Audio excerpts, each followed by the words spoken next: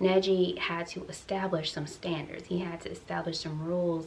If you're going to roll with Team Guy, this is how it's going to be. Hinata was willing to be allies with Neji. They probably would have came together a lot earlier than they did, as opposed to coming together later, really closer to the time of his death. If you need to redefine yourself, revamp your life, that is absolutely an option.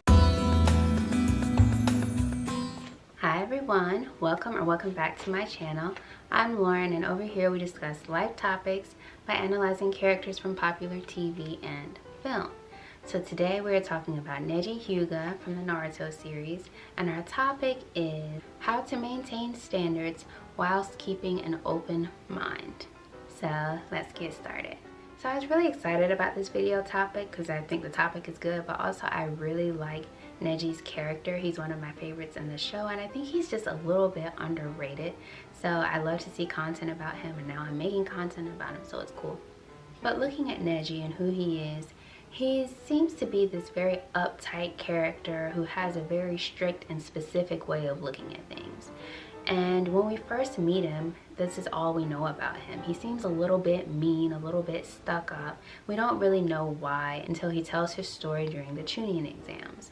We find out that he has been marked and is literally being forced to serve the main branch of his clan. This is all because his father was a twin, the younger twin to his uncle, and him being born just a little bit later put him sort of at the losing end, one might say, of this arrangement that they have within the Hyuga clan where one branch serves the other. And because of this, Neji's view of the world has become really dark, really tainted. He feels as though he has been forced into a specific path in life, given one destiny, and he cannot venture outside of that. This causes him to be uptight, to not really be able to understand other people like Naruto, who have a very different idea and understanding of the world and are more interested in crafting their own destiny. Neji cannot understand this, and he butts heads with these types of people. But as time goes on, as the series continues, he has this fight with Naruto, and Naruto, being the main character, talk no jutsu character that he is, sort of opens up Neji's eyes to see different possibilities, opens up his eyes for him to understand that he is allowed to change his destiny. He is allowed to take part in different opportunities, that he is allowed to be himself and to determine who and what he is going to be. And from that point on, we see a bit of a change in Neji. He doesn't completely change. He's still kind of the more uptight, responsible one of the group. But he has opened up his mind just a little bit now to where he's able to not be so rigid and to be more of a listener than he is a set in stone type of person. So like I normally do in these videos, I give some tips and some tricks to deal with the topic at hand. We're going to look at what Neji did to sort of free himself, set some boundaries, but still develop more of an open mind. We're going to look at what he did and talk about how we can do some of those same things to open up our mind while still maintaining who we truly are and maintaining our boundaries. So number one is to set realistic standards and boundaries for yourself and the people around you. And the first step to actually doing this, making this in practice, is realizing the difference between expectations and standards. I think we conflate those terms sometimes, and we end up getting our feelings hurt and being disappointed when things don't come out our way. But expectations and standards are two different things. Standards are something that you set for yourself and for the people that are going to be a part of your life. Your standards are not going to apply to everyone. Everyone is not going to follow your standards. Standards are just for the people that want to stick around you. Standards are your own personal code of conduct.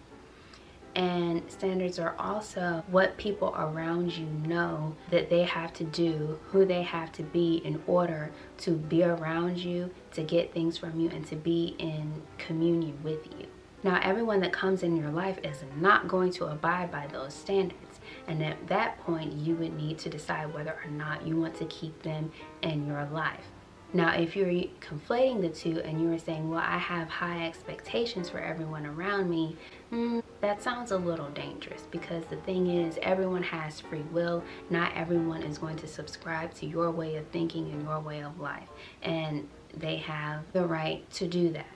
So to set up high expectations, expectations meaning I am believing that you are going to or not going to do this. I'm believing this, and I'm setting myself up in this place to where if you choose to do what I deem to be wrong, I'm going to be disappointed.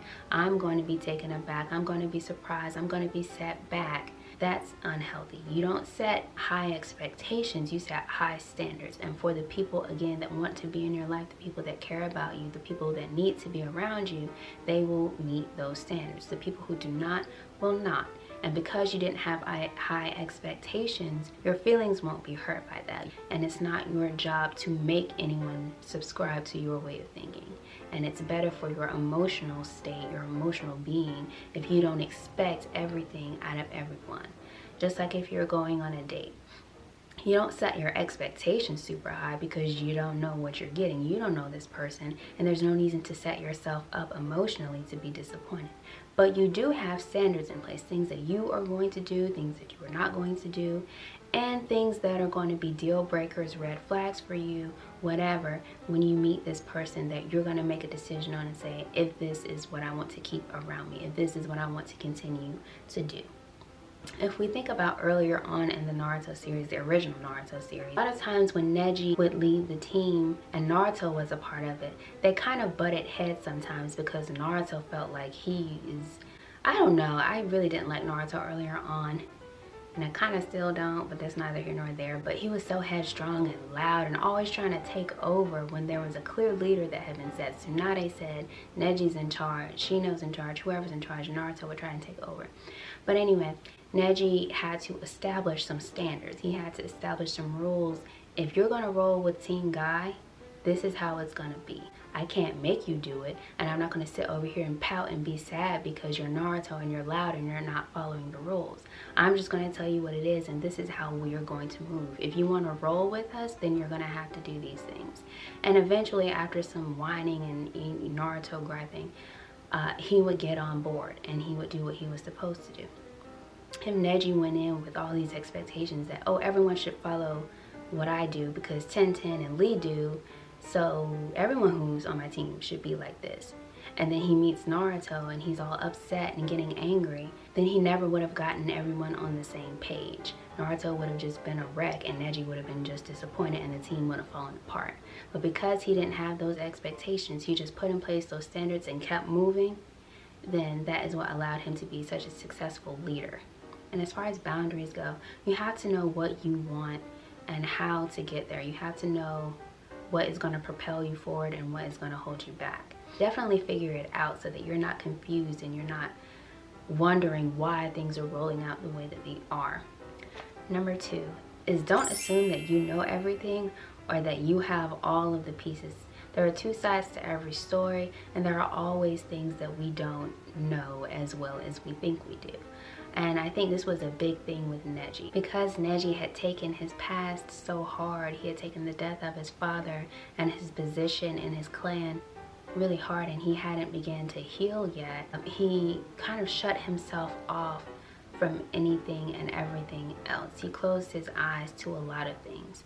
And he just didn't have all the information. He didn't know that his father had decided that he wanted to take the place of his brother. He thought they just forced him to do it. Had he known that earlier, which of course this wasn't his fault, no one told him. But the point is, he was closed-minded. I don't know if he would have been in a place to hear it before, because he was so in his own head and in his own zone where I believe what I believe. Destiny is destiny. Math is math. And he wasn't trying to hear anything else. So it wasn't his fault that, the information wasn't there, but still. The more you understand that there is always more to the story, the less seriously you'll begin to take yourself and other people, the more you'll begin to allow other people to be human, and the less you'll find yourself being disappointed by yourself and by other people, because you'll know and you'll understand that not everything is as it seems, and probably with being a little more sensitive to other people and their plight in life.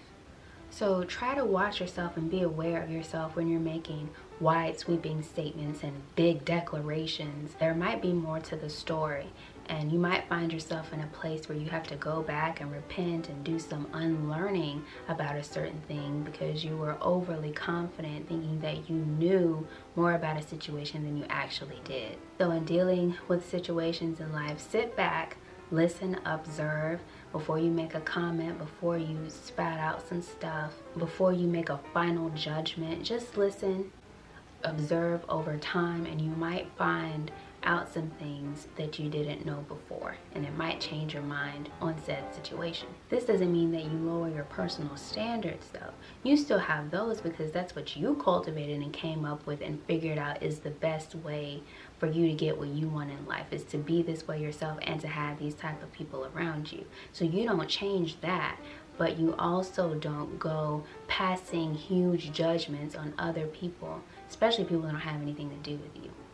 If we think about Neji's relationship with Hinata, it started off really rough, and it was rough for a good part of the series. He held a good amount of resentment against her, not because of anything she had done, of course, but because of the positions that they were in, her being part of the main branch and him being a part of the side branch. But if he had just sat back, observed more, and recognized that there was more to this story, then he probably wouldn't have harbored so much resentment against Hinata, and he probably would have gotten her as an ally because Hinata was willing to be allies with Neji. They probably would have came together a lot earlier than they did, as opposed to coming together later, really closer to the time of his death is when they seemed to really begin to understand one another. That could have been a friendship he had long ago. That could have been a connection and a way in that he had since they were kids, but because he was so closed off from any other possibility, from there being anything more to the story, he wasn't able to form a bond with somebody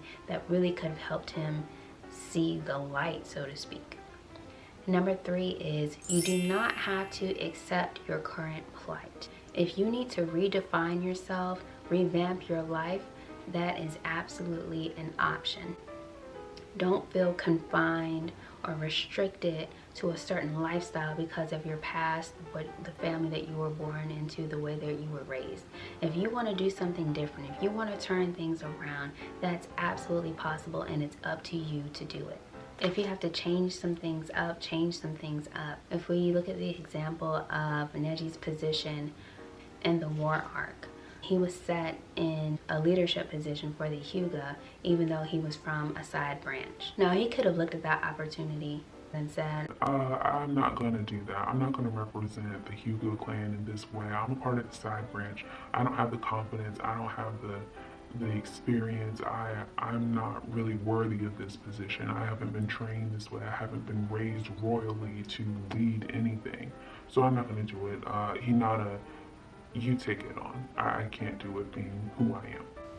But no, he knew that it was time to redefine some things for himself. He knew that things were changing and that he wanted to be a part of that change. So he took the opportunity, which is what I encourage us to do as well, is to take opportunities if you're trying to do something new, if you're trying to do something different, if you're trying to get out of your same old way of living.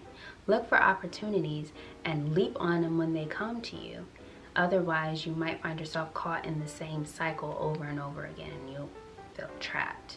Okay, so that is all I have for you guys today. I hope you enjoyed. Don't forget to like, share, subscribe. I'll hit the notification bell if you would like to be alerted when I post new videos. And I want you guys to answer this question in the comments below. What are some of the boundaries and standards that you have set for yourself? Let us know in the comments below if you like, and I will see you guys in the next video.